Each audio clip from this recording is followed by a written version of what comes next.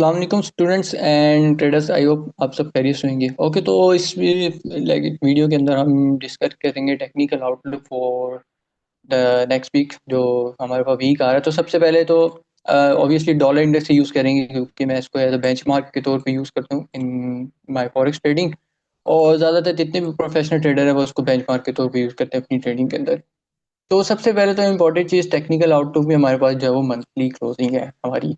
तो last week के जिस तरह टेक्निकल आउटलुक मैंने दिए थे, तो यहाँ पे मैंने आपको बताया था कि हमारे पास इधर जो है वो डेली टाइम फ्रेम पे जो है वो मैं चाहूँगा कि ये जो एफ हमारे पास इधर पड़ी हुई है वीकली एफ जो पड़ी हुई है ये इन्वर्ट कर दे इसको डेली टाइम फ्रेम। देन जो है मैं डॉलर इंडेक्स पे बीरिश हो जाऊँगा। ठीक है, लेकिन क्या हुआ, मार्केट ने जो है वो इसके मीन थ्रेशोल्ड मीन्स के जो वीकली एफ है उसके ऊपर क्लोजिंग ली। ठीक है, अपनी।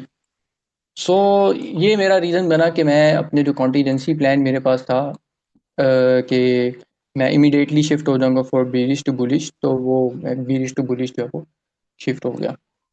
ठीक है, और ये हमारे पास जो है वो डेली ऑर्डर ब्लॉक था। डेली ऑर्डर ब्लॉक से हमें जो है वो नाइस रिजेक्शन मिली। मार्केट ने प्रीवियस वीक लो भी जो है वो यहाँ पे स्वीप कर दिया अर्ली मंडे वाले दिन। ठीक है, and Tuesday gap up open हुई।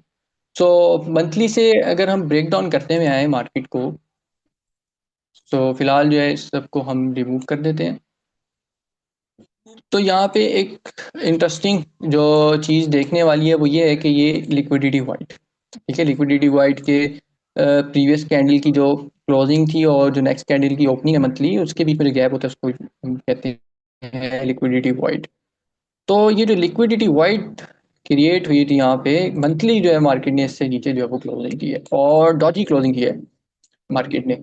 तो दैट्स मीन कि यहाँ पे जो इंटरेस्ट है वो बायर और सेलर्स वो ऑफसेट है काफ़ी कि दोनों जो है वो क्लियर नहीं है कि किस डायरेक्शन में उनको जो है वो मार्केट में बैठना चाहिए। तो हम अभी सीओटी डेटा भी देखेंगे, उसमें देखते हैं ओपन इंटरेस्ट जो है वो कैसे है। तो मंथली तो ये आउटलुक है कि हमें ये सजेस्ट करिए मार्केट प्रीमियम में, premium from this high to this low, ये जो डीलिंग रेंज है मंथली इसके जो है वो प्रीमियम में है। ठीक है, ओके। सो अब टॉप डाउन करके अगर हम वीकली पे आए तो वीकली जो टाइम फ्रेम है वो थोड़ा क्वाइट बुलिश लगता है, लेकिन कंपेयर विद जो हमारे पास मंथली टाइम फ्रेम है उसके कंपैरिजन में वीकली जो है वो थोड़ा बुलिश लगता है। और उसकी वजह ये है कि हमारी ये जो वीकली रेंज है ऑफ ट्रेडिंग रेंज, इस वजह से ये वाली। ठीक है, स्विंग हाई से स्विंग लो। तो इसमें भी मार्केट अभी प्रीमियम में इस डीलिंग रेंज में हम अगर कोई भी शॉर्ट पोजीशन लेनी होगी तो उसको डेटा से सपोर्ट करेंगे इकोनॉमिक कैलेंडर में। ऑब्वियसली टेक्निकल्स तो फॉलो करेंगे साथ में। तो लास्ट वीक जिस तरह यहाँ पे एफ से मार्केट जो है वो रिजेक्ट हुई, इसके मीन थ्रेशोल्ड से ऊपर क्लोजिंग हुई एंड रिजेक्ट होकर चली गई। सिमिलरली हमारे पास ये एक वीकली डेली ऑर्डर ब्लॉक था यहाँ पे, एंड यहाँ से रिजेक्ट होकर मार्केट जो है वो upside। तो वीकली पे कोई ऐसा change in state of delivery नहीं है हमारे पास जिसमें हम जो है वो बेरिश बैठे। एंड डेली हम देखें तो डेली जो है वो ऑब्वियसली हमारे पास जो है वो बेरिश सेटअप हमें दिखा रहा है। ठीक है, और इसकी वजह ये है कि डेली ने जो है वो इस ये जो स्विंग लो था यहाँ पे क्रिएट किया होता है, इधर मार्केट स्ट्रक्चर शिफ्ट दे दिया हमें, ये मैंने लास्ट वीक भी बताया था। ठीक है, और डेली की जो हमारे पास जो डीलिंग रेंज है वो ये बनती है अ, इस स्विंग हाई से इस स्विंग लो, एंड मार्केट जो है वो ऑलमोस्ट तकरीबन स्ट्रिंग के जो है वो प्रीमियम में आने वाली है। ठीक है, तो हम डेली में अपनी जो ट्रेड्स हैं उनको डेटा इकोनॉमिक कैलेंडर डेटा से जो है वो सपोर्ट कर सकते हैं। ये हमारे पास एक बिरिश ऑर्डर ब्लॉक बन रहा है यहाँ पे। इस बिरिश ऑर्डर ब्लॉक से हम शॉर्ट सेल प्लान कर सकते हैं। ऑब्वियसली बैक करेंगे उसको अगेन अपने जो भी हमारा इकोनॉमिक डेटा आएगा इकोनॉमिक कैलेंडर में, आईएसएम सर्विसेज या मैन्युफैक्चरिंग का। तो अगर तो आईएसएम सर्विसेज डेटा जो है वो वीक आता है, ठीक है, तो ये हमें फिर लॉन्ग टर्म डॉलर के अंदर जो है वो ट्रेंड मिल सकता है for the month of February. और हमारे इमीडिएट जो टारगेट्स होंगे वो ऑब्वियसली फर्स्ट ये सेल साइड होगी, लॉन्ग टर्म टारगेट्स हो सकते हैं। एंड देन ये जो है हमारी ये सेल साइड जो है वो ऑब्जेक्टिव हो सकती है नेक्स्ट और long term swing trades. And obviously अब मैं इस पे जो है वो स्टिक तो नहीं रहूँगा। कॉन्टीजेंसी प्लान्स होंगे मेरे पास कि लेट्स से अगर तो डेटा जो है वो आईएसएम सर्विसेज का पॉजिटिव आ जाता है, तो मैं जो अपने कॉन्टीजेंसी प्लान जो है वो लेके बैठूंगा, साथ में देखूंगा कि कौन से पेयर्स ऐसे स्ट्रॉन्ग और वीक है फंडामेंटली जिसमें मैं ग्रीन फ्लैग कर सकूँ। अगर हम टॉप डाउन होकर इसको मजीद H4 के अंदर आए तो H4 में क्लियरली हमें लगता है कि ये अपने इस ऑर्डर ब्लॉक तक जाएगा, ठीक है, मंडे ट्यूसडे।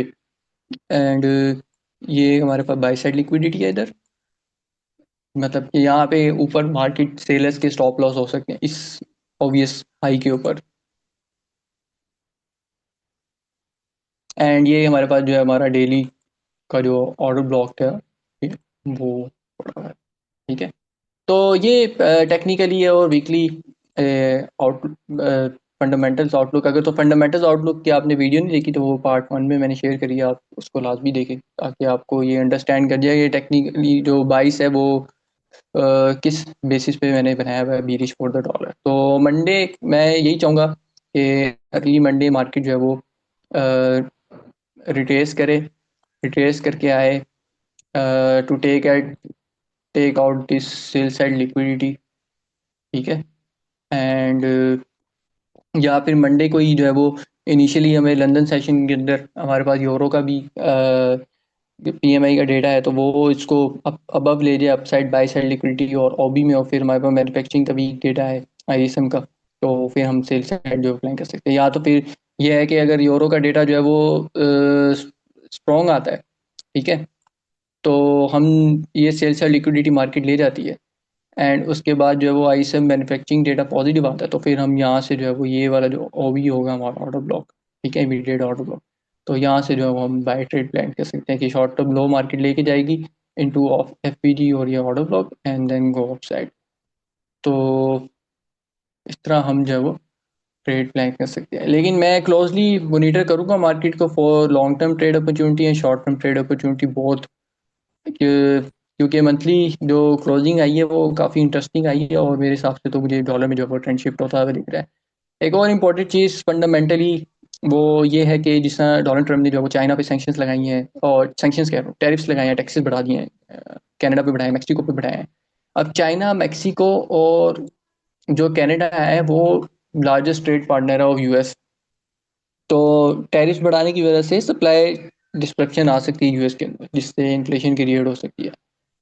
तो उस पर फेडरल रिजर्व का क्या रिस्पॉन्स होगा, रिएक्ट होगा, तो वो भी डॉलर को अपसाइड लेके जा सकती है।